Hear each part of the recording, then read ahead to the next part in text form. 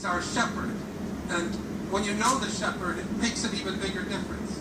His simplicity, his authenticity, his revolution of tenderness he spoke about in Cuba, and this revolution of normalcy that he's ushered in. Because what he's doing is the work of a pastor. He's with people. He walks with people. The Archdiocese of Washington had this wonderful pastoral plan, Walk with Francis, as they prepare to welcome him. And the preparation here in Washington under Cardinal Wuerl's leadership has been outstanding.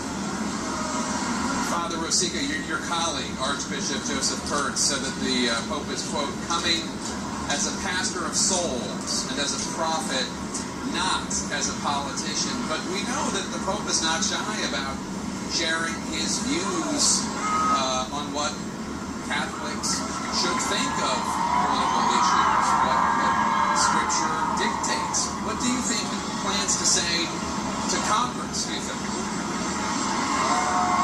I said earlier this week, the playbook, the language of this whole visit is the language of the gospel. It's the language of Evangelii Gaudium and Laudato Si. It's the language of a pastor. But whenever we apply that language in the gospel to life, it inevitably involves politics, because politics is the way that we deal with one another and we deal with the world. The Pope is coming to wake us up, to take responsibility for our brothers and sisters. The Pope is coming to remind us of the sacredness and the dignity of human life.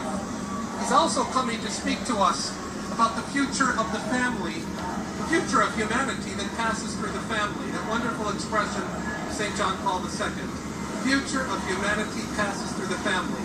The Pope is coming to bless all of those situations, to stir us up.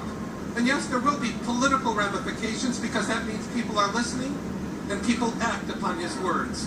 He's not just coming for a series of photo opportunities here.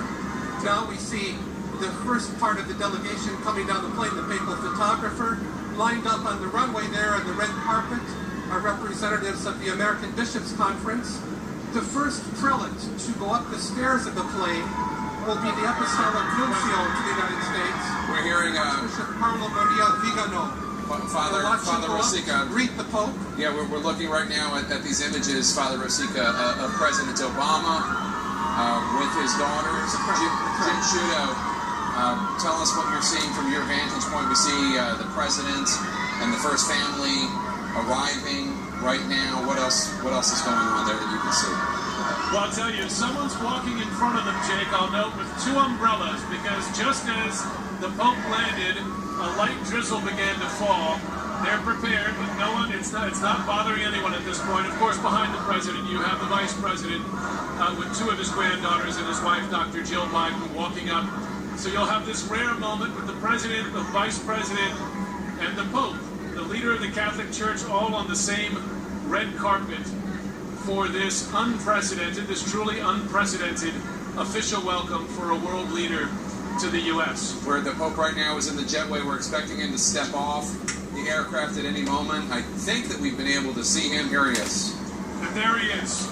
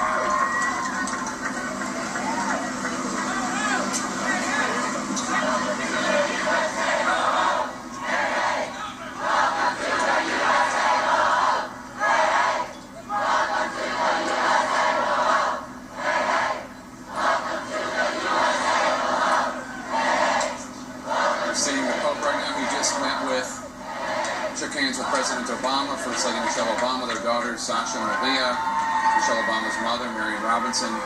Now he's shaking hands with the Vice President's family, meeting with that's the ambassador to the Holy See.